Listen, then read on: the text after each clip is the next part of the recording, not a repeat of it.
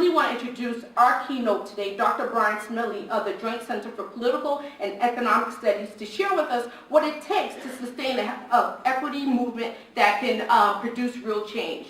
And I want to say, as you come up here, Dr. Brian Smedley, that you have been a great leader and visionary in this area. You had great forethought to bring great folks together to talk real conversations.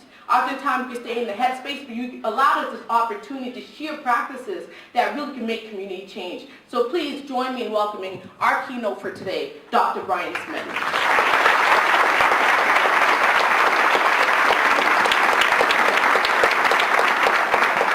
The nation looks to this state for leadership nationally. I know this, and I can tell you this because even within Place Matters, the other 15 Place Matters teams, they all say, man, that Boston team, they rock. How do they do it? And so I want to say a bit about Place Matters and the Boston Place Matters team. First, a shout out to the team and to the Boston Public Health Commission, the Center on Health Equity. All of the leadership within that team is just remarkable. What this team has done to elevate issues of race and racism, to promote equity in health and all policies is truly a model for many other communities around the country. The What's Your Health Code initiative is something that I have not seen in any other community around the country. And so we are very, very fortunate indeed that you all are part of Place Matters. Place Matters, I wish I could take credit for it. It was not my idea. It's Dr. Gail Christopher's brainchild. Dr. Christopher is now with the Kellogg Foundation. The notion was that if we can help leaders in communities around the country to begin to work with communities, to give voice to communities, to increase their participation in civic and democratic processes, and to really focus on issues of race and all of the isms that shape health in our country, if we can do that, provide technical assistance around communications, around policy, around data collection and research, engaging with multiple sectors, most of them outside of the health sector, then this is the best way to grow a grassroots movement that promotes health and equity in all policies. So I want to congratulate all of you for the important work that you do. You can tell I'm filibustering here while we get these slides up. Work with communities around the country. You are providing information that we're sharing in our work to help mobilize this effort. So let me start out with a disclaimer. Your task, your key question, how do we grow a health equity movement? How do we build public will to support equity and social justice? I don't have the answer, but I do have some lessons learned from Place Matters and from other experiences around the country. So I want to share some of those experiences with you. But I also want to put it in the context of where we are today. 10 days ago, we had an election that's like a gift that keeps on giving. So on election night, I'm not speaking from a partisan standpoint here. We are nonpartisan at the Joint Center, and I'm not coming to you with an ideology. I have a viewpoint that I hope is informed by research and by a set of values around the importance of equity and social justice, but I'm not here to speak from a partisan standpoint. But this gift that keeps on giving is that we're hearing what's in the hearts and minds of the party that lost. We're hearing some very frank conversation, and we need to take advantage of this moment. So on election night, Bill O'Reilly says, Obama won because his supporters want stuff. And then a few days later, your former governor is heard saying, Obama won because he promised things to his supporters. And underneath both O'Reilly's comments and Romney's comments is race, right? Because it's those people of color who want things. Then there's this other language being used about makers and takers. So I assume that we're all takers, right? Because we're folk who fight for equity and social justice. This is a wonderful gift because we're starting to see surfacing the racism that's deeply embedded behind the ideology of the party that lost. again, this is not a partisan comment, we need to take advantage of this right now. We need to be writing letters to the editor, having town forums. We need to be having conversations to help unveil the racism and the classism behind these comments. So I urge all of you, let's hop on this and let's continue this conversation, because this is as importantly about our work as everything else that we do. So again, I want to applaud you all, in particular MPHA, for 133 years of remarkable work to advance public health, and to be unwavering in your support for equity and social justice is just remarkable. And I think that this opportunity, this window that we have in terms of a national conversation about race and class is exactly where we want to be. So what I want to talk to you about are our experiences as a think tank in Washington, working with local leaders, trying to arm them with the tools that we think are important to help advance equity and social justice, and to make race at the forefront of our work.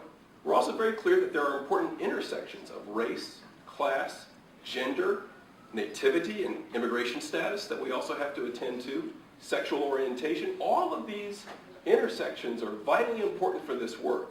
So we're very clear about the need to uncover the racism, classism, sexism, homophobia, and many other isms that are behind the status quo and preserving the inequality that literally makes people sick. So we have some observations and thoughts, and so I wanted to offer that disclaimer at the outset. I'm not a political operative. I'm not a communication specialist. There are organizations and individuals that do incredible work to study how people think about race so that we can better communicate to target audiences, so that we're able to help audiences understand how race plays out in daily life and how racism operates at many levels: structural, institutional, interpersonal, and internalized racism, to literally harm the health of people of color. So that's my caveat in terms of the lessons that we can offer. I'm going to continue to filibuster here, but let me just share a few thoughts about how we do this work and ways to engage. First, I think we face a number of challenges that are obvious to all of you as we still try to climb out of this economic downturn. It's my impression, I suspect many of you share this, that the economic downturn likely is going to make our health inequities worse across many dimensions. We know that many communities of color were disproportionately hurt by the economic downturn. Certainly we know that the home foreclosure and home lending crisis has resulted in an historic loss of wealth in Black and Latino communities. And of course, all of you know that because of the very important wealth-health connection, that this loss of wealth may contribute to growing gaps literally across the life cycle in health status, whether you're talking about infant mortality all the way through all of the chronic and infectious diseases that we're concerned about, and higher rates of premature mortality. Thank you, Matty. That was likely to get worse. But we're also still reluctant as a country to grapple with race. We don't want to have open and frank conversations about race. And in fact, even with the just unbelievable comments that we've heard over the last 10 days by the party that has lost, we have seen a news media reluctant to call these comments what they are and to help people to understand what's behind that kind of ideology and thinking and how it infects the worldview of the folks who said these hurtful words.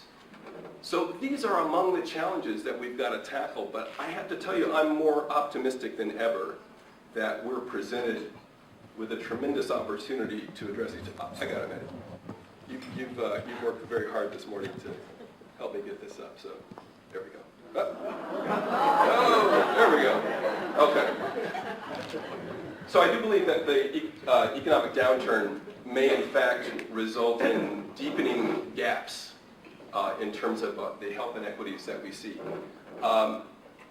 We also know that particularly since 2008 with the election of President Obama, that there were many who attempted to promote a narrative that we are now beyond race, that we are a colorblind society, people don't attend to race, and people need to be judged on the merits of what they bring to the table.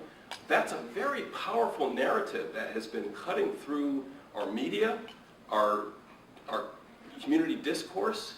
Pay attention to that narrative. Let's help to expose that narrative for the myth that it is. Race is still, unfortunately, too important in our society, and race powerfully structures life opportunities in ways that we need to be very closely attending to. But because of privilege, some don't see that. And I'm going to talk shortly about some data that probably many of you are familiar with about the salience of race in our unconscious. And most of you know that if you've been socialized in the United States, no doubt you have that thumbprint of societal stereotypes in your subconscious. We know that the strong individual determinist orientation in the United States also is a current, is a narrative that we have to fight against. Certainly individual responsibility is important. We all know this as health professionals. We have to take responsibility for what we eat, whether or not we exercise, whether or not we get to the doctor. That narrative, however, has overwhelmed the other narrative, which is that we are about people who want to take care of each other. That's why I was so offended by the notion that we want stuff. We want something, but we want equity and social justice, and we want a caring community that understands that we need to take care of each other. It's in our enlightened self-interest to take care of each other and to celebrate the many different cultural and various other perspectives that we bring to this rich tapestry. We know that there's political gridlock in the federal government and many state governments. The experience here in Massachusetts is remarkably different from many other states in the country. We've now seen every state legislature in the South flip to be deeply red legislatures. Every state legislature now is controlled by Republicans in the South. We see local governments where Tea Party and other kinds of extremist views are now predominant. So we need to be concerned not just about what's happening at the national level, but the political currents in our state and local governments.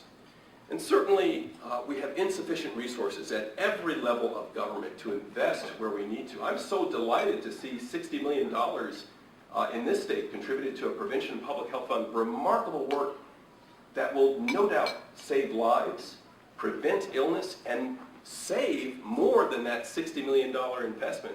But we've got to document that. And that's part of our challenge as we attempt to show a return on investment for this kind of orientation.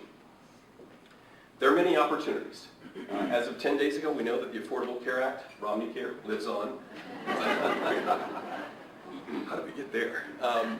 We have a federal government with this administration that has now provided leadership that we've never had in the form of the National Stakeholder Strategy for Advancing Health Equity, the so-called National Partnership for Action, and the action plan, the Department of Health and Human Services action plan to reduce health disparities, both important blueprints that will help guide our work collectively as we move forward. And one of the things I appreciate most about these blueprints is that they're saying we have to do it together.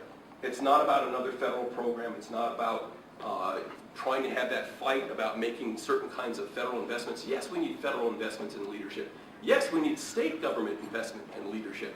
But we need partnerships with many, many other sectors. A point I hope to bring home again and again this morning, and I think all of you appreciate this. We can't do this work by ourselves. It's not just up to public health alone. We need our education leaders, our faith leaders, our business leaders involved in this work. We need civic leadership, grassroots organizations. All of you know this. In fact, I think that there's no more important work for a public health department than to organize communities and to encourage democratic and civic participation, to make sure that communities have a voice. That's the most powerful health intervention that we could do at any level. And we're seeing health departments doing this in partnership with communities. We see many sectors engaged with this work. So happy to see the Federal Reserve Bank involved in health equity work and explicitly talking about this as part of their community development work. economic and community development and health equity go hand in hand. And so it's been encouraging to see this kind of engagement from sectors that even a few years ago never saw their work relating to health. But of course it has important implications for health. So we've got opportunities for unique partnerships across a range of sectors. Let me begin with a definition, because I think we all need to be on the same page, and Erlene kind of hinted at this. We use a lot of different terms, right? We talk about health equity, we talk about health inequities, health inequalities, health disparities. I actually don't use the term health disparities anymore, because we've got to be clear that these gaps that we see are unfair. They are the result of policies and practices that have been put into place by people. They're not naturally occurring. And so unjust and unfair circumstances that advantage some groups and disadvantage others need to be rectified. That's why I use the term health equity. Kamara Jones, my friend at CDC, has offered a very thoughtful definition when she says that health equity is the assurance of conditions for optimal health for all people. She goes on to say that achieving health equity requires valuing all populations and individuals equally, recognizing and, importantly, rectifying historical injustices. That means not assuming that we are now a level playing field, because those historic insults and injustices compound the contemporary injustices that we see.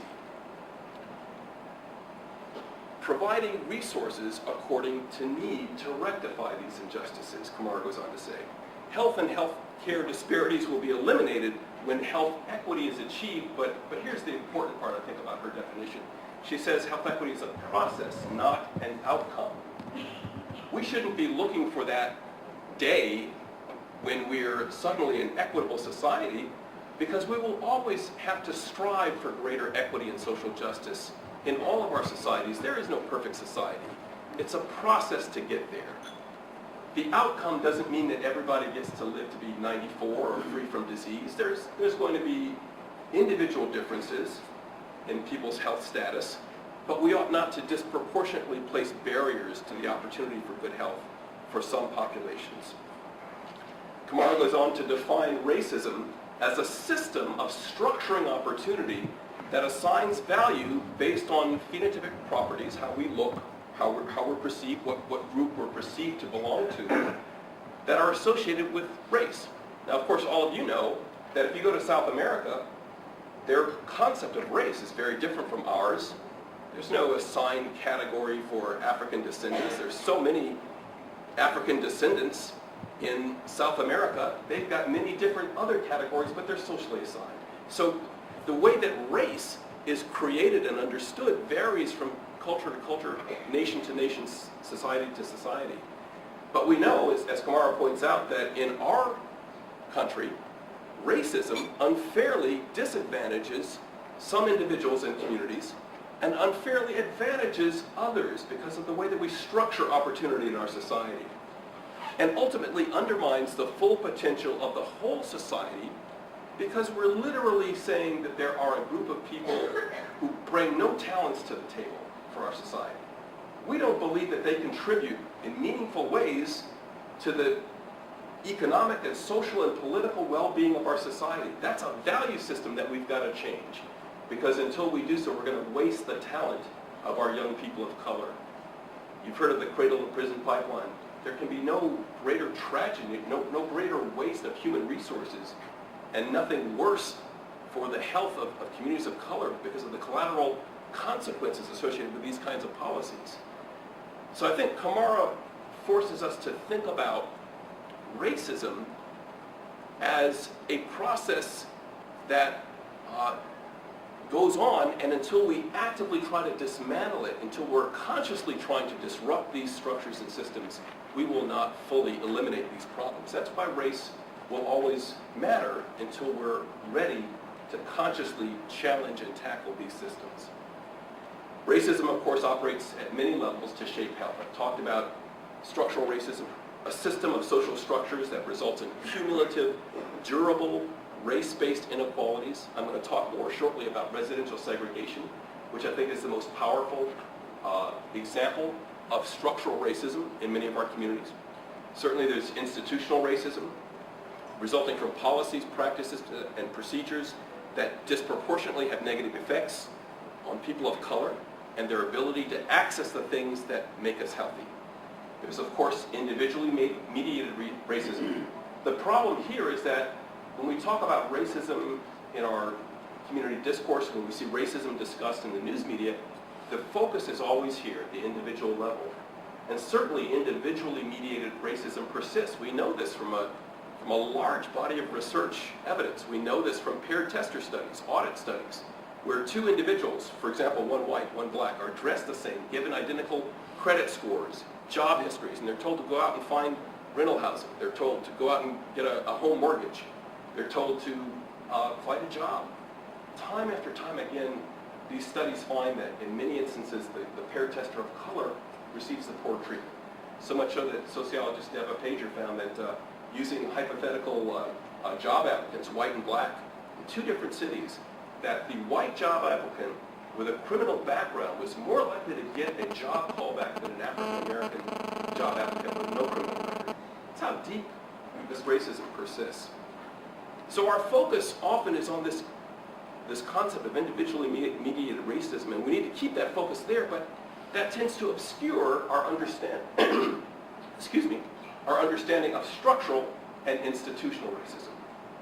So as we engage with news media, we have to find ways to open up that conversation. And I want to suggest this morning some ways to use individual narratives and individual stories to point to examples of structural and institutional racism. The point here is that many forms of racism often operate simultaneously. So in the instance of residential segregation, for example, we know that residential segregation persists primarily because of institutional discrimination in the real estate and housing finance market and individual interpersonal discrimination in real estate and housing transactions. So I gave you the example of audit studies, peer testers, where 20 to 30% of the time the peer tester of color receives, is steered away from a more desirable neighborhood when trying to purchase a home. They're less often able to access conventional mortgage loan products and are steered into riskier mortgage loan products, which got us to the problem of high rates of home foreclosure today and the loss of black and Latino wealth. So racism operating at many different levels allows structural racism, residential segregation, to persist. Thank you very much. So I want to offer some examples of some frames and messages, ways of approaching the problems that we have experimented with. There are many other individuals and organizations that have done tremendous work around framing race, and in fact, there's a very important conference going on right now called Facing Race, which is put on by the Applied Research Council, where many of our colleagues are today, to learn more about how do we talk about and challenge systems and structures that perpetuate racism. The Center on Social Inclusion is another excellent organization doing work to advance racial justice and to help think about communications and framing devices. But here are some examples from just 4 very short examples from the kind of work that we've done to try to advance a conversation around health justice, promoting equitable opportunities for good health for everybody. And I'm going to offer some examples of how we've tried to use research to deepen these frames and messages in ways that we hope resonate with everybody. And again, I'm not a political operative, I'm not a communications professional. You all know that there is no silver bullet. There are no magic set of words that are going to make people on the right or those who don't understand prevention and equity to suddenly understand this point of view. There are no magic words that will help our elected officials get it and say, you know what, $60 million in a prevention fund is not enough, we need $600 million. That would be great, but those words don't exist. There are several lessons learned. Be clear about your audience is certainly one important lesson. We know that there are some audiences that will support the kinds of values and issues and policies that we're trying to promote. We need to continue to support them. There are audiences that are persuadable. There are audiences that are not persuadable.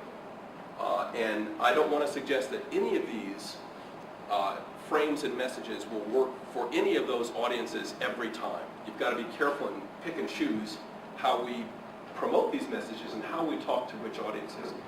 The first frame that I want to promote is one of economic self-interest, and I'll point to an example shortly of how we've used research to attempt to promote the idea that unless we take steps to promote health justice and fully close racial and ethnic health gaps, that we will all suffer, and we will suffer in ways that hurt our own pocketbook.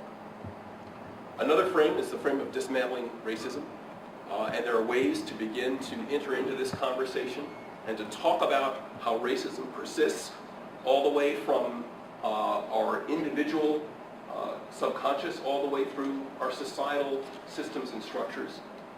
There are ways to talk about race as a way to get to talking, ways to focus on place as a way to get to race, which is one of the frames that we use in Place Matters, and I'll talk about that shortly.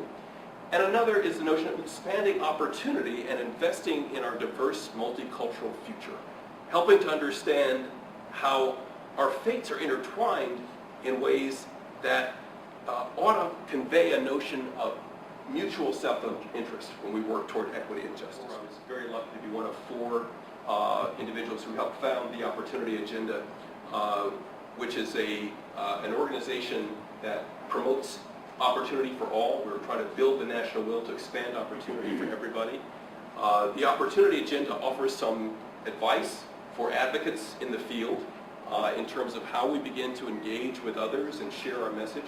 The first is that they argue that we need to invoke shared national values, values of equality of opportunity, justice, fairness, values around promoting strong communities. These are all the kinds of values that the Opportunity Agenda talks about as ways to begin to elicit the kinds of reactions that we want when we're trying to build public will around equity and social justice. The Opportunity Agenda also calls for emphasizing opportunity for all because of that shared destiny that I spoke about. We also need to emphasize solutions to combat this compassion fatigue that people are concerned about. The fact that we have persistent problems of class and race inequality, gender inequality, discrimination on the basis of sexual orientation. People have been battling these fights for decades, and we wonder if we're ever going to make progress. Well, certainly I think 10 days ago shows that we are making progress, but we've got to combat battle fatigue and the notion that these problems are intractable, because they are certainly not. We see good work going on in communities across the country that should give us hope that there are ways to begin to chip away and to indeed take big chunks out of the institution of racism and begin to promote equity in very powerful ways. We need to connect our human stories to a broader context. I spoke earlier about taking those individual level stories and helping to use those to illustrate how systems and structures work. And I want to provide an example of that shortly. And we need to counter stereotypes and biases. So certainly, as Alan Jenkins of the Opportunity Agenda says, providing the data, providing the evidence, and indeed overselling it so that people understand that despite their long-held notions about America as an egalitarian and fair and just society, that we still have a long way to go before we get there. So these are some of the strategies that we use, certainly in our work in Place Matters and in other work. First, let me begin with the economic frame, which is the view that health inequities pose a barrier to our economic growth. A few years ago in 2009 at the Joint Center, we released a study called The Economic Burden of Health Inequalities in the United States. And it's available on our website at www.jointcenter.org. Here we're attempting to quantify the costs associated with health inequalities. The fact that these inequities persist for many population groups has potentially significant consequences, not only for the direct healthcare dollars that we expend. So clearly, of the over nearly $2.5 trillion on medical care that we spend, at least some portion of that is money that is spent because of the persistence of that higher burden of disease and disability in communities of color. But there are also indirect costs associated with health inequalities. When people are too sick to work, businesses lose productivity. Families lose income because people are too sick to work. And when people die prematurely, not only do families lose support, but we lose tax revenue at local, state, and federal level. So there are all kinds of ways that these health inequalities hurt our economy. What we found was quite striking. In the 4 years between 2003 and 2006, over 30% of the direct medical care expenditures for African Americans, Asian Americans, and Hispanics were excess costs due to that higher burden of disease and disability in these populations. Eliminating these health inequalities would have saved us nearly $230 billion in that 4-year period. And when we factor in the indirect costs, lost wages and productivity, lost tax revenue, lost family support, we estimate that the total tab in that 4-year period comes to $1.24 trillion. A very large sum of money would have paid for the Affordable Care Act, and it's the kind of argument that we can make when we're beginning to build our argument for a return on investment of prevention and equity across all policies. Next is the frame of racism and tackling racism head on by talking about the significance of race in daily life. The average American, the average American who is not a person of color probably doesn't think about the daily experience of race and the significance of race for people of color on an ongoing basis. But now we have a large body of research that talks about the lived experience of race, the stresses that are associated with race, both in terms of the daily chronic stresses that can be associated with living in a highly segregated community, for parents sending their children to segregated schools, as well as racism-related stressors, specific experiences such as discrimination, being pulled over by a police officer while driving while black or brown. These are some of the examples of the daily experience of race. It's important that we help the general public understand how powerful race is in our subconscious. Many of you know about the implicit association test and about the very powerful work around implicit bias. How many have taken the implicit association test online?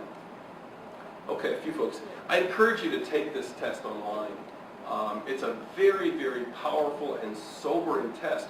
The implicit association test, most of you, again, I assume are aware of the research around implicit bias, but the implicit association test actually measures the strength of the speed of the relationship that one makes in one's mind between race and positive or negative concepts and words. It measures the speed of your reaction time to make an association between race, black or white race, for example, or Latino and white race, and positive and negative concepts or words. So when you take the test, what you'll see is an image flashed briefly on a screen. Could be an African-American male face or a white face. And you're asked to very, very quickly make an association between that face and a word or image. Could be a positive or negative word or image. For the vast majority of people who take the test, the speed of the reaction time to make an association between a white face or a white image and a positive word is very, very quick. We make that association automatically. The speed of your reaction time to make that association between an African-American face and a positive word or image is a lot longer. It's tougher to make that association. We actually have to process that. Conversely, the speed of your reaction time to make an association between an African-American face and a negative word or image is very quick. Again, instantaneous, a matter of milliseconds. But again, for most of us, the ability to make that same association between a white face and a negative image takes a little bit longer. We know that 82% of whites show a pro-white or anti-black bias, the kind of bias that I've described in terms of the speed of your association between a white face and a positive or negative word. Nearly half of African Americans show an anti-black bias. Is that surprising to anybody here? If you've been socialized in the United States, subjected to the many images of black men as criminals, as a threat to the society, black women, stereotyped images of the mammy, These are not images from long ago. They're subtly pervaded in the media, in commercials, in news media. If you've been socialized in the United States, you've been exposed to these kinds of stereotypes and biases, and it's difficult to scrub your mind of these kinds of stereotypes. It's not just true around race. The implicit association test has been a powerful tool to get at deeply seated homophobia and heterosexist bias and gender bias and age bias. We know that nearly 90% of gay and lesbian respondents show a bias against LGBT images or themes. We know that, 90% of heterosexual respondents show a bias against gay and lesbian images and themes. Nearly 40% of LGBT respondents show the same kind of heterosexist bias. We know that nearly 70% of non-Arab, non-Muslims show a bias against Arab Americans, and nearly 36% of Arab Americans show the same kind of bias. So these biases persist across a range of dimensions and domains, and they infect all of our minds, almost all of us. Very hard to be free of these kinds of biases, particularly, again, if you've been exposed time and again to the kinds of images and themes that are so pervasive in our cultural soup. Unfortunately, these kinds of attitudes and biases, and again, for many folks, these are unconscious, have an important relationship to our political attitudes. Again, this is why, comments about people wanting stuff, people wanting things, we have to call this out for what it is. Some researchers have found that there's no question that measures of implicit racism are politically consequential. They powerfully predict white opposition to a vast array of racial policies and do so to a greater degree than measures of overt prejudice. Very few of our fellow citizens these days will admit to being overtly prejudiced. But when we measure their implicit biases, that's the true test of, and often a very powerful predictor of political attitudes. We know that these political leanings are so powerfully tied to hidden biases. Just want to read you a quote from Jack Krosnick, a psychologist at Stanford. If anyone in Washington is skeptical about these findings about the relationship between implicit bias and political leanings, they're in denial. We have 50 years of evidence that racial prejudice predicts voting. Republicans are supported by whites with prejudice against blacks. If people say, this takes me aback, they're ignoring a huge volume of research. Now again, I'm not offering this in a partisan fashion. What I'm saying is that it's part of the landscape that we need to tackle. Making conversations about implicit bias and racism, surfacing that will be a very important prong of a multi-pronged strategy for advancing equity and social justice and building political will. Framing place. Again, this is the major frame that we use in Place Matters. It's implicit in the title. Place does matter, and all of you know this. But for us, place is a way to get to race. Place can be a way to help people to understand the many structures and systems that, again, advantage some and disadvantage others. We know that neighborhoods are very powerful in shaping health. They have direct effects on both physical and mental health. We know that the kinds of environmental exposures that people face in neighborhoods are powerfully important, but also the stress associated with living in neighborhoods with a high concentration of poverty and high levels of disinvestment can also damage health. There are indirect consequences on health as a result of health behavior. All of you know the very important research linking neighborhood characteristics and health-related behaviors around diet, around physical activity. I'll cite some shortly, but clearly neighborhoods have powerful direct and indirect influences on those behaviors. There are health impacts resulting from the quality and availability of health care. We know that health care is maldistributed relative to need in this country. Communities that are sickest and in greatest need of health care are often the poorest communities, that are medically underserved communities. They're health profession shortage areas. These are communities where people have difficulty accessing care, and certainly there are financial barriers, there are cultural and linguistic barriers, but the geographic barriers, we often fail to appreciate the importance of our efforts to better balance and distribute our healthcare resources where they're needed. So again, place is important because it's a powerful determinant of where and the quality of care that we get. There are health impacts associated with the availability of opportunity structures, the kinds of things that we know are important to help us succeed in life, the availability of capital, access to jobs, access to good schools, etc. All of these kinds of factors are powerfully related to place and shape health and health inequities. You know, it's worth talking about where we've come as a nation as we think about our progress in desegregating our communities. And I don't want to be misunderstood here. I think it's remarkable how America has moved away from a deeply segregated society, segregated by law in many communities, to a nation that is much more integrated than we were 100 years ago. We no longer have Jim Crow laws on the books. We no longer have sundown towns, ostensibly.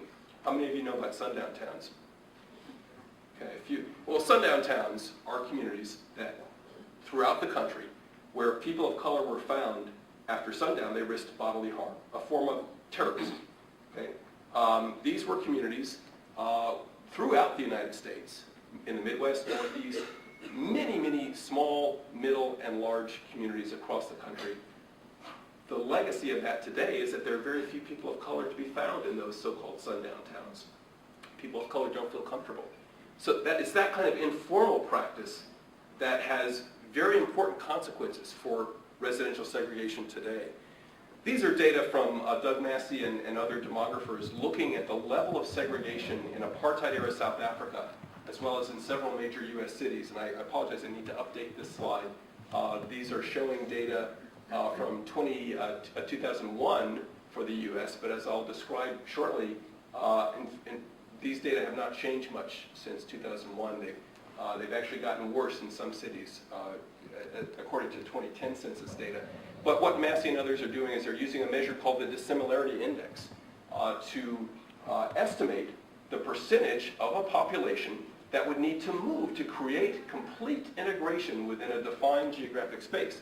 So in South Africa in 1991, which is the set of bars on the far left, or the one bar on the far left, South Africa had a dissimilarity index of 90 in 1991, meaning that 90% of white and black South Africans would need to move to create complete integration in that country. And of course, at that time, it was sanctioned by law.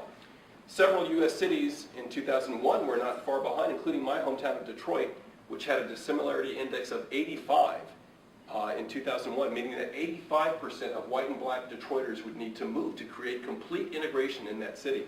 In 2010, the dissimilarity index in Detroit was 86.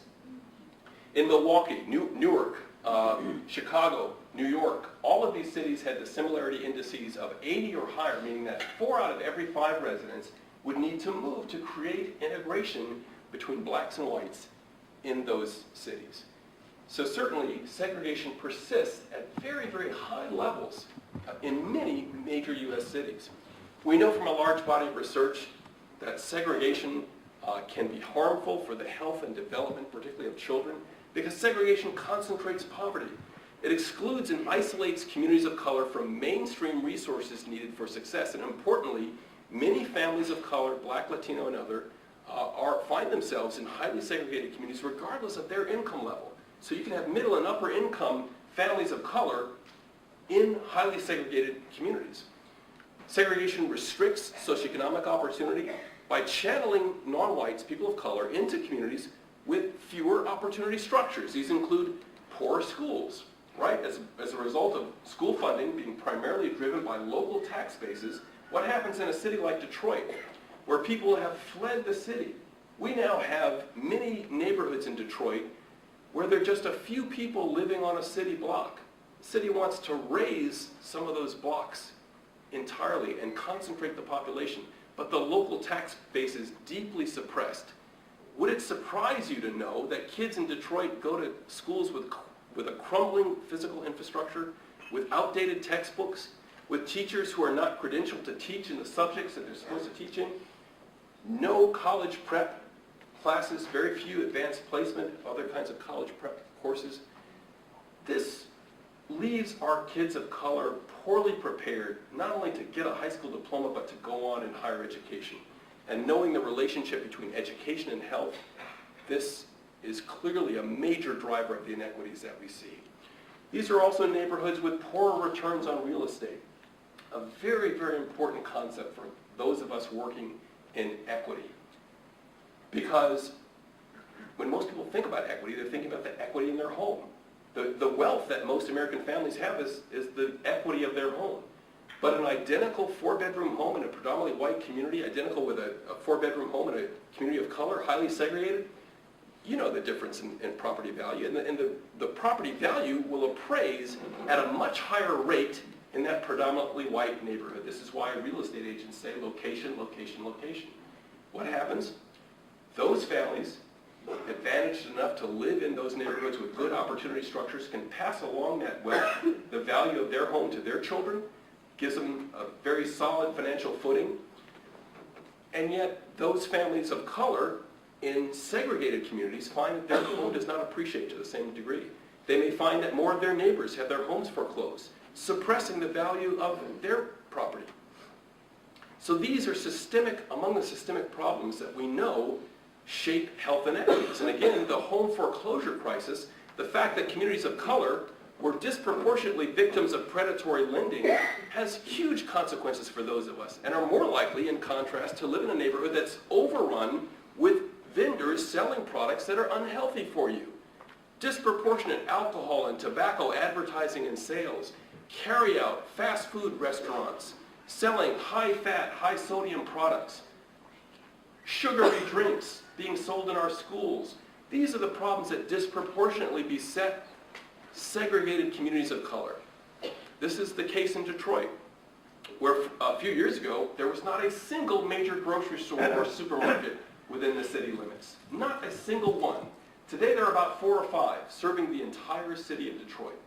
It's fair to say that the entire city is a food desert, because what you have, the primary source of nutrition for most people, is what's found in the fast food restaurant, the carry-out store, the convenience store. And none of those places have products that we know enhance health. We know that Black and Latino neighborhoods have fewer parks and green spaces, fewer safe places for exercise, recreation, and play. So again, when we talk about behavior related to health is powerfully shaped by neighborhood characteristics.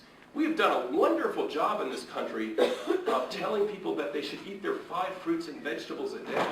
We've done a wonderful job telling people to exercise at least 3 times a week. Problem is, we haven't put as much time and attention toward facilitating those behaviors by looking at neighborhood characteristics and how they shape those behaviors.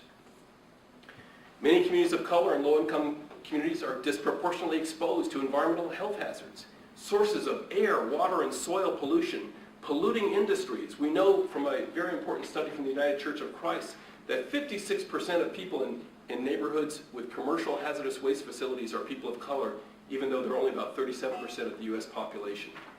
And then there's the poverty tax. People in poor neighborhoods have to pay more for the same basic goods and services as people in more advantaged neighborhoods. So you pay more for auto insurance, you pay more for furniture, you pay more for appliances, you pay more for bank fees, but that's if you're lucky enough to find a bank.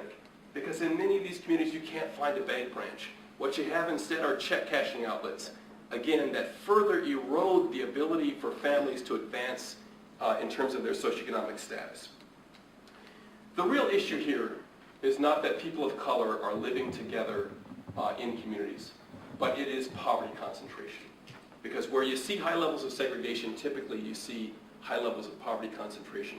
Just a couple years ago, we released this report called A Lost Decade, Neighborhood Poverty and the Urban Crisis of the 2000s, documenting trends in poverty concentration over time, neighborhood-level poverty concentration. What we found was quite striking. We now have a record number of people, nearly 30 million people, living in neighborhoods with what's considered to be a medium level of poverty concentration, between 20 and 30% poverty concentration. 22 million people are living in neighborhoods where 30% or more of the people in the neighborhood are living below the poverty line. And when we talk about neighborhoods with extreme concentrations of poverty, 40% or more of the people living below the poverty line, again, we now have a record number of people in poverty, nearly 10 million, reversing a very positive downward trend from 1990 to 2000. So clearly, efforts to deconcentrate poverty have to be part of our focus. It won't surprise any of you that people of color, African Americans, Latinos, American Indians are overrepresented in high poverty tracts. These are data from the nation's largest, 360 largest metropolitan areas. The bar on the far left shows the percentage of white Americans in neighborhoods with low, medium, or high poverty concentration. High is blue, medium is gold, low to moderate poverty concentration is green. About 90% of white Americans in our metro areas live in neighborhoods with a very low level of poverty concentration. In contrast, fewer than 60% of African Americans in metro areas live in these neighborhoods with low levels of poverty concentration. About 30% are in neighborhoods with high levels of poverty concentration, and another 25% are in neighborhoods with medium levels of poverty concentration. Same is true for Asian Americans, American Indians, and Latinos, disproportionately found in neighborhoods with a high level of poverty concentration. What you might say, isn't that just an artifact of socioeconomic differences? After all, whites have higher levels of education, wealth, and income. This is not unexpected. Well, let's control for class by just looking at poor white African American and Latino families. Among poor whites, 70% live in neighborhoods with low to moderate levels of poverty concentration in our largest metro areas. In contrast, only about a third of poor African Americans and 40% of poor Latinos live in these neighborhoods. In contrast, when we look at people living below the poverty line in neighborhoods with medium levels of poverty concentration, only about 15% of poor whites are in these neighborhoods. In contrast, almost 30% of poor blacks and Latinos are in these neighborhoods, and disproportionately poor black and Latino families are found in neighborhoods with over 30% of the population below the poverty line. These are data from Metro Chicago. I've taken these data from a wonderful website called diversitydata.org, developed by Dr. Dolores Acevedo Garcia at Northeastern University. You can go on this website and get this kind of data for any metro area in the city. What it's looking at is the neighborhood poverty composition of children whose families are at all income levels in Metro Chicago. What you can see here is that for white children in Metro Chicago, almost 100%, about 97, 98% of white children in Metro Chicago live in neighborhoods with between 0 and 20% poverty concentration. These are the kinds of neighborhoods that you want your children growing up in. On average, they have better schools, a better retail food environment, safe places for exercise and recreation, less environmental degradation. Less than 1 in 2 African American kids in Metro Chicago lives in these very advantaged neighborhoods. Nearly 75% of Latino kids live in these neighborhoods, but disproportionately black and Latino kids are concentrated in neighborhoods with 20% or more poverty concentration. Almost 40% of African American kids in Metro Chicago are in neighborhoods with between 20 and 40% poverty concentration. Again, we can control for this by looking just at children living below the poverty line. And again, what we find is quite striking. Among poor white children in Metro Chicago, over 90% live in neighborhoods with a very low concentration of poverty. Only about 25% of poor African American kids and a little over 50% of poor Latino kids live in these neighborhoods. But disproportionately, these poor kids are found in neighborhoods with a high level of poverty concentration. Metro Detroit, just so you don't think I'm picking on Chicago, I'll pick on my hometown. Again, you see the same pattern. About 95% of white children in Metro Detroit live in neighborhoods with a very low level of poverty concentration. About 40% of African American kids live in these neighborhoods, and a little over 60% of Latino kids live in these neighborhoods. But in contrast, over half of African American kids in Detroit are found in neighborhoods with 20% to 40% poverty concentration. A very dramatic difference. Again, let's control for socioeconomic status just by looking at poor kids. About 75% of poor white kids in Metro Detroit live in neighborhoods with a very low level of poverty concentration. In contrast, their poor black and Latino colleagues are disproportionately clustered in neighborhoods with a high level of poverty.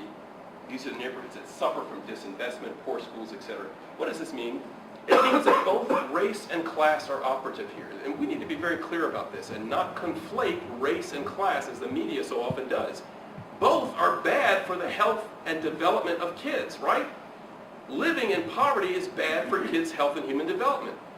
living in a highly segregated neighborhood is bad for kids' health and human development. But the experience of both, double jeopardy, as Dolores Acevedo Garcia says, confers long-lasting health risks across the life cycle. These data to me suggest that we don't want any of our kids growing up in poverty. We don't want any of our kids growing up in highly segregated neighborhoods. But if you're going to be poor, you want to be white. Through Place Matters, we've mapped the distribution of health across some of the communities that we work in Bernalillo County, Albuquerque, New Mexico, where there are deep pockets of entrenched poverty, overwhelmingly low-income Latino communities. These are communities concentrated in the central part of the city. Those deeply red areas there, it's not political red, just thematic shading. Those red areas are areas where life expectancy is as low as 67 years. The light yellow areas are areas where people can live to be up to 86 years. That's a dramatic difference in life expectancy, 28 years, and some of these census tracts are just a few miles apart. We did the same thing in New Orleans, mapping life expectancy by zip code. We found a 25-year difference in life expectancy based on residents' zip code. So if you live in the central city of New Orleans, your life expectancy on average is about 55. It's like a third world country. But if you live in Lake Shore, Lake Vista, you can live to be about 80, 25-year difference. And again, some of these zip codes are just a few miles apart.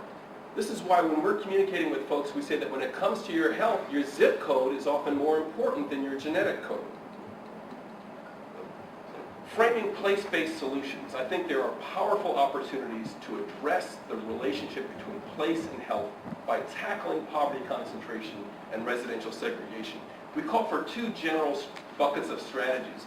Place-based investments, helping attract vendors selling healthy foods, helping to reduce the concentration of environmental health risks, and people-based strategies, which is housing mobility, helping to reduce poverty concentration by giving people meaningful options to move out of neighborhoods with high levels of neighborhood distress. My time is running short, so I'm going to try to quickly go through some of these, because I think there are important opportunities for us to begin to look through a lens of place and advance equity. We certainly have opportunities with this kind of frame to leverage public and private partnerships, brokering relationships and strengthening investments toward equity. There's a very important example in California where the California Endowment established the Fresh Works Fund, a fund to provide financial incentives for grocery stores and supermarkets to locate in food deserts. What the endowment found was that many private entrepreneurs wanted to come into this fund. Venture capitalists and others also put money into the fund, recognizing that it could provide a return on investment.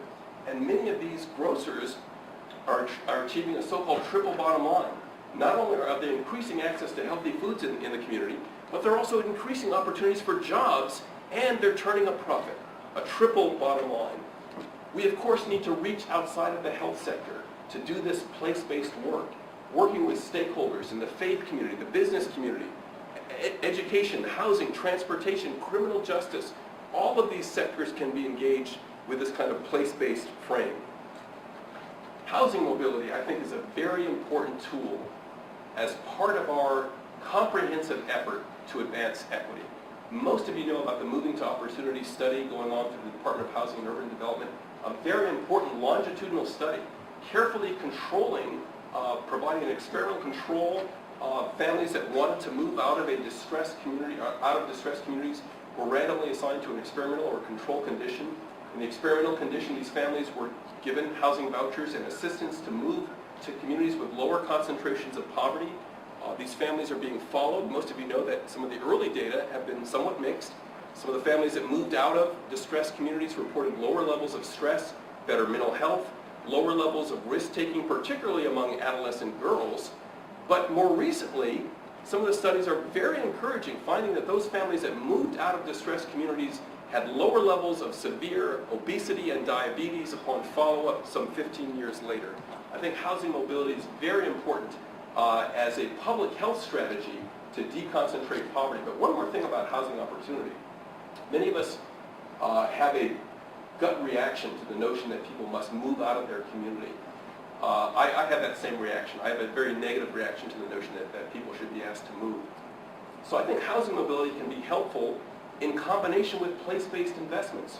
So as we offer incentives for vendors to sell healthy products in our most distressed communities, as we bring new opportunities for economic development, and as we clean up communities that have been overrun with environmental degradation, what happens? We make a community nice, and people want to live there. But that drives up rent and leads to gentrification. Housing mobility can also help families to stay where they are if they so desire. Both of these processes need to happen simultaneously. Helping people to move out of distressed communities if they want to, helping them to stay if they want to, because importantly, often these folks that want to stay are important pillars of the community. They're part of the social fabric that builds social capital in communities, and they ought to be allowed to stay if they so desire. Finally, expanding opportunity for all, and I'm just going to take a quick minute because I know I've gone a bit over. This is the notion that as we advance equity, we as a country, we as a society benefit. Angela Glover-Blackwell of PolicyLink argues that equity is a superior growth model, and when you look at demographic change going on across the nation, clearly she's right. To the extent that we exclude communities from our opportunity structures and neglect their needs, we're all going to suffer because people of color are increasing their share in the population. Over 1 out of every 2 babies born today in the U.S. are people of color. More and more of our young people, about 40% of our young people under 17 are people of color. And by 2042, as you all know, 1 out of every 2 residents of the U.S. will be people of color. Has very important implications for our workforce. These young people are going to be the ones who subsidize those of us who are going to be aging. And we will need them to be healthy and productive so that we can retire comfortably and not experience economic insecurity. Finally, let me just leave you with a quote that I really like, and most of you know about this quote from the World Health Organization from the very important report on the social determinants of health released in 2008. I think they got it right when they said that inequities in health and avoidable health inequalities arise because of the circumstances in which people grow, live, work, and age, and the systems put in place to deal with illness. The conditions in which people live and die are in turn shaped by political, social, and economic forces. Their point here is that the health inequities that we see are not naturally occurring. It's not natural to see a 25-year difference in life expectancy in a community or a 28-year difference in life expectancy, but rather it's the result of policies and structures and systems that people have put into place.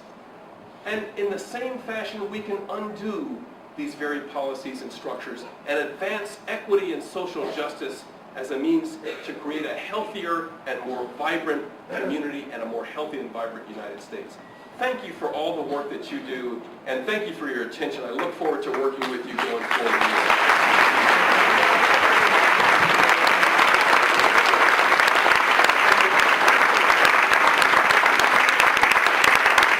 Thank you very much, Dr. Smedley. So what we're going to do, we're going to say Arlene's going to come up and ask the first question, and we're going to be 20, 25 minutes, and also I understand the doctor's going to stick around for a little while. Yes. So, and as far as public safety, we didn't think of the stage in the best way, as we noted, but anyhow, thank you. Yes, the stage in heels doesn't really work well.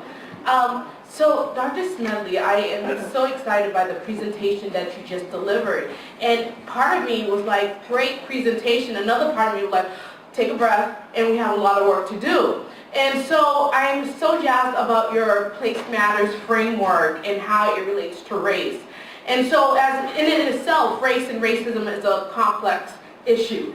And this issues around place matters, the intersectionality of many different structures or things that influence communities such as food access, education, a number of things are complex within themselves. But we find for us to make change that we can't do this work in different individual silos. Have you had any best practices or seen organizations across the nation that's been able to work across these different sectors and really address some of the fundamental things that's causing health inequities?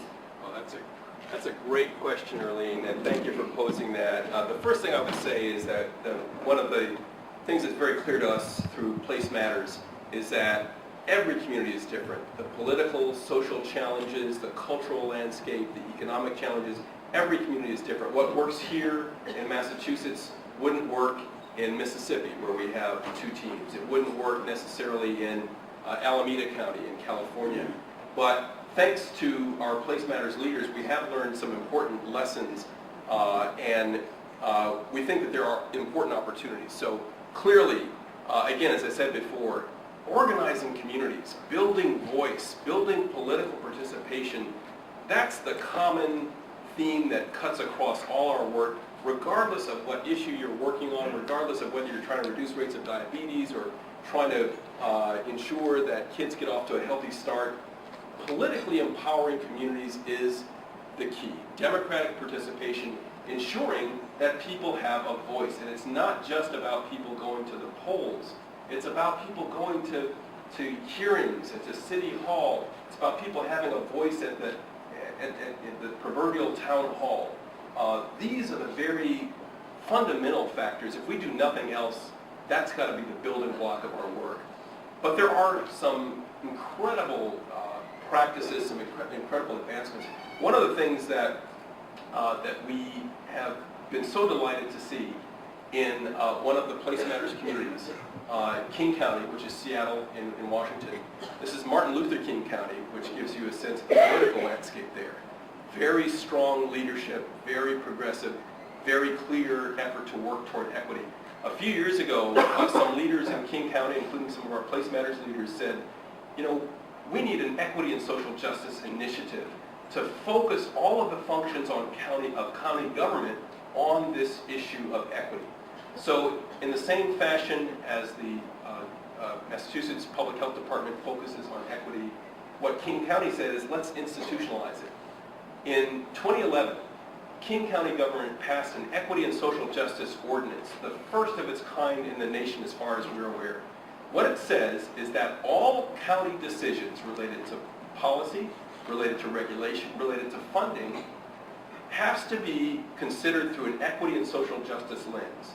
So when the county is considering a new housing program, or a new transportation program, or a new education program, they have to consider the impact of that program on every community from the most advantaged to the most disadvantaged. And it's already forced the county to make some decisions that they might not have made otherwise around resources for transportation and public transportation infrastructure, ensuring that all communities are fully included in part of the public transportation and mass transit program in King County. So this is an example of a practice that connects many different sectors and in very intentional ways forces us to think about how policies have implications for health and equity across many, many different sectors. So I know that there are folks at microphones on both So sides. what we're going to do now is we're going to call questions. If you want to ask a question, get by. So we're going to take the first question over here. Thank you, Dr. Smedley, for your bold and very insightful presentation. My name is Jessica Collins. I'm from Partners for a Healthier Community out in Springfield, Massachusetts. And we have been doing work in your place-based way to bring a full-line grocery store to one of our neighborhoods. And I think one of the things that I was wondering if you had any insight for us about is workforce development, so that the people in the community are actually building and managing, and the fine line of doing this work and gentrification. And so I didn't know if you had some thoughts about that for us. It's a great question, and thank you for your example. Workforce development, again, becomes key in our work, and it really shows the intersectoral nature of this work. We've seen examples of programs like the kind that you're describing, really where youth are engaged to help provide them with the kinds of skills and tools that they'll need for long-lasting careers in the new economy. So green jobs, for example. Very important and inspiring effort in Cleveland to help create a series of laundromats and dry cleaning outlets that function with green technology, but they're training community residents on how to own and operate these kinds of systems in remarkable ways. And so it's critically important that we think about workforce development in our equity work. How does it relate to gentrification, or how do we address gentrification? Again, this is a very key issue where place-based investments, the danger is that we inadvertently disrupt communities. And we know that too many communities have been displaced either through public works projects or through market forces that remove people because of increasing rents, has terrible consequences for the community in terms of the loss of social capital, the loss of social networks. So again, I think that housing mobility policies, and here's where we need to engage with HUD and other kinds of housing agencies, we need to be thinking about housing mobility as assistance for moving out of concentrated poverty and for folk who want to stay where they are. Because clearly, place-based investments alone are fraught with hazards. We've got to do both place-based investments and people-based housing mobility investments at the same time so that we can address these unintended consequences. So I think your question very nicely points to the need for comprehensive strategies. I really believe that, that equity work, unless we're thinking comprehensively, there are too many risks associated with doing one small intervention in one sector without thinking about how it has consequences, ripple effects in other sectors. So we need to have that kind of very comprehensive viewpoint. Thank you. Hi, Belle Bassett from the South Coast Healthy Housing and Workplace Initiative and Prevention Strategy. And I'm thinking about applying this framework to the work of the Prevention Trust here in Massachusetts, which is charged with giving out funds to community prevention in ways that tackle the most costly and preventable conditions, but also looking at health inequity. And there'll be a body overseeing that, working with the Department of Public Health. But I wondered if beyond that you had ideas and thoughts as that body did its work, put out an RFR, look at getting these funds out there and how to make those decisions about how that might operationalize. Yeah, that's an excellent question, and I assume that you have deep community engagement as you're doing this work. In other words, is the community helping to shape and define how this kind of initiative is rolled out? Well, the Department of Public Health will be the one to lead rolling it out, and it's very early stages. So I think that's a good principle to hold forward. Yeah, I think that that's likely to be very key to the success of your initiative, is engaging with community, ensuring that the community has a voice in the way that these kinds of initiatives are shaped, providing meaningful feedback, and of course, what we often find in communities that we work in is that despite the dismal statistics, that these communities often have very important sources of strength and resiliency. So knowing where those sources of strength and resiliency are, building on those kinds of networks is so critically important. One of the things that we're consciously aware of in our work is that as we map, for example, life expectancy, or as we show the distribution of health risks and health-enhancing resources, that we can inadvertently stigmatize some communities, which is a very, very significant issue. So part of what we try to do is to work closely, particularly with those communities that have the worst outcomes and the highest levels of disinvestment, to say, what are the sources of strength in the community? What's going on that's very positive that we can build on? And those, we find, are often powerfully important to help ensure that this kind of program is successful. So I wish you great luck in that work, and I know that you'll be successful, and I'm so happy to hear that this kind of initiative is going on. I think engaging with existing grassroots and community-based leadership will help to strengthen this kind of work. Thank you. Yes, I'm Laura Hendy Russell from Hidden River Health Challenge. It's a new organization that is in the tradition of what you're doing and people in this room. My background is in economics and ethics, and to shine a light on underserved issues, bring people together, and use facts and values to solve problems. So the problem that I've identified that I'm asking everyone, Mass Public Health Association, your organization, and people around this table, is that we do have some persistent health disparities that are due to the hidden river of toxins within our bodies. One that affects people of a certain gene type is, unfortunately, mercury dental amalgam does degrade and off gases, and people of a certain gene type don't clear it well. and can develop the kinds of chronic diseases across the age spectrum that are hurting people, families, their employment, and are skyrocketing costs of health and long-term care. So I take it you're probably an economist as well? I'm not. Okay, well, you do great work in that area. But I wanted you to reflect on that and also the challenges, because as I go to the environmental field, there's a great tradition that I used to be part of where you deal with toxins outside of the body and the impacts on, that. There's also, a tradition of dealing with health, but it most typically focuses on, infectious disease and not the role of toxins, and if it does, against the toxins outside of the body. We have huge gaps in FDA oversight and regulation on this. They don't follow the recommendations of their scientific advisory panels to restrict its use. Other nations have banned it. Can you give us some hope and perhaps some encouragement to have people work on this as a serious public health issue?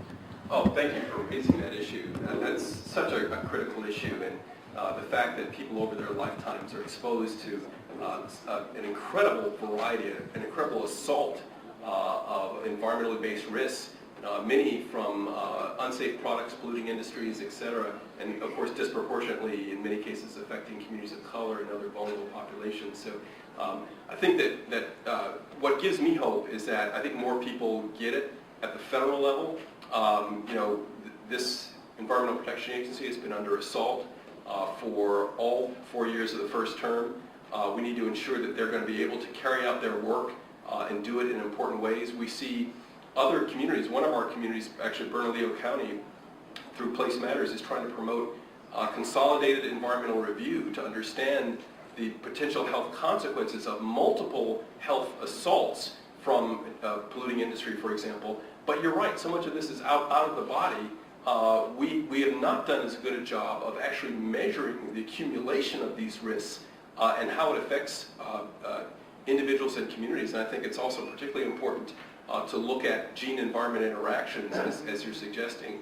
I think that the local effort to better manage environmental health risks is the kind of work that we see in a place like Bernalillo County through consolidated environmental review and better federal leadership on this issue, I think is going to be critically important. And I would not be surprised to see a more aggressive EPA in a second. Unfortunately, this is an FDA issue. It's a medical device issue. Oh, it's a medical the device. problem. If it was under the EPA's jurisdiction, it would be done. It would be history. But the FDA does not follow the recommendations of its scientific advisory panel. It's a medical device, and we are, the canaries in the coal mine. So that's why I'm asking everyone. The dentistry around this is like big tobacco was for decades. So it needs a lot of work.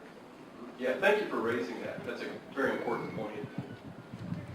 Yes, hello. I noticed in your challenges slide that one of the items absent, that is certainly heavily on my part and mine, and I imagine many in the room, given Hurricane Sandy's recent visit, is how does climate change impact or influence your thinking around, and actually I'd love to hear a representative from the association speak to this as well. How does it impact your thinking about advancing health equity in the state and in the nations? Oh, that is such a great question. And yes, Sandy was tragic in that, like Katrina, it exposed not only how unprepared we are to deal with severe weather and the consequences of climate change, but it also has disproportionately hurt a lot of vulnerable communities. That needs to be more a part of our conversation. At the Joint Center, we have a task force focused on raising awareness and raising the voice of African Americans concerned about energy and the environment. It's an issue that I think we've not done enough to build awareness and build a groundswell of grassroots interest and grassroots concern and organizing so that we address these challenges. Clearly, there's a lot to be done to improve preparedness and to ensure that vulnerable populations are ready, because these storms are not going to be going away. These kinds of climate change induced events are going to be more frequently occurring, so we've got to be prepared for that. plus building grassroots support for meaningful action to reduce our consumption of fossil fuels and other kinds of forces that are contributing to climate change. We've not done enough to mobilize particularly communities of color. So, you know, unfortunately, we've been late coming to the table. I think there's growing awareness, and sadly it takes events like Sandy to help expose how woefully unprepared we are and how what the future portends if we don't take climate change seriously and try to reduce greenhouse gases. So thank you for raising that point. I guess, yeah, I would just say that, you know, we need more mobilizing in communities of color, particularly around this issue, to connect with environmental movements across the country. Hello, Dr. Smedley. I'm Johanna Flax from Medical Legal Partnership Boston and also the Statewide Disparities Action Network. I want to hark back to the very beginning when you were valiantly speaking without your slides and talking about takers and makers and the comments coming in the wake of the election. And my question is going to be about housing, which I think most of us agree is at the core of achieving or making progress in the process of health equity. There is a bumper sticker that I think is dated to apartheid era South Africa that says, "Who owes whom? Cancel Africa's debt." And it seems to me that with regard to the United States and our racialized history and the complete mismatch between public benefits, wages, and the cost of housing in areas like Massachusetts, which always ranks at the top, what is clearly needed, and that no one really disagrees with, is more housing subsidies. And I think it's really important to not be thinking about housing subsidies as in fact subsidizing people, but as part of our integrated economy. And that's sort of a frame issue, because to be talking about subsidies of individuals is characterizing them as takers, as opposed to being part of the community that, you know, sells coffee to us for much less than it actually costs. And if that's the way our economy works, we need to be augmenting income so that they can afford housing. And so the question really is, in terms of building political will, in Massachusetts we have half as much housing subsidy program. We have half as much housing that's subsidized as we need through a variety of federal and state programs. And coincidentally, today, as we are having this wonderful meeting, some regulations are going into effect that vastly restrict access to shelter, so that in fact many of our neighbors are going to need to be sleeping in places not meant for human habitation by regulation. That's the regulatory language before they can access shelter, if at all. And what they really need are housing subsidies.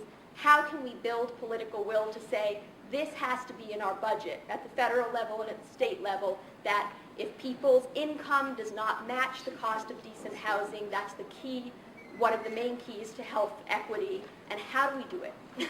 I know that's a big question, but... Yeah, but a great question, and I love the way you framed that these are not subsidies for individuals, but this is an essential program to help our community, because again, we have a shared fate. If we don't have, if we're not able to help people with low incomes to have affordable, decent housing, then we're not only going to face tremendous suffering, but we're also, the very things that we take for granted in terms of our amenities and services, it's going to be very difficult to see those realized. You know, again, I think this is an issue where it's not just the framing, not just the engagement, but it's got to be the grassroots mobilizing and organizing of communities to help to build support, because, you know, this is an issue that people don't think about. I think the average voter doesn't think about the importance of ensuring that we have good housing policies, and I think that part of the challenge for us is to ensure that folk who have suffered from a lack of political voice and who are disproportionately among the folks who are vulnerable at risk for not having affordable housing are able to express themselves. Now, of course, Another part of the challenge is that some of those folk are not able to participate in our political system. So we've got to ensure that we make that connection to our shared self-interest, our shared values, and our shared fate in terms of how we as a society treat each other and how we function in this kind of economy. So I love the way that you frame that, and I think that that kind of orientation plus the organizing that we need is going to be critically important. And you know, as we look to the demographic changes that are happening, I think there are greater opportunities to build that base of support and put this on the table as an issue that more people will care about. So thank you for raising families everywhere, and too often the opponents of equity have been able to drive a wedge. And so, you know, this has been, there have been many long-standing efforts. Some have succeeded, some have failed, but the idea that somehow the concerns of low-income and working families are on an island apart from the concerns of people of color or others who are working for justice and equity is just hard to fathom. So I don't have an easy answer for you or a quick answer, but again, I think that, you know, part of what the Opportunity Agenda tries to do is to have an inclusive frame that suggests that all of us are vulnerable to facing barriers to opportunity, particularly our low-income and working families, helping them to make those connections with the kinds of structures, opportunity structures, and barriers that they face with those of communities of color. Very important to make those connections. So thank you for raising that. Thank you again for your time and attention.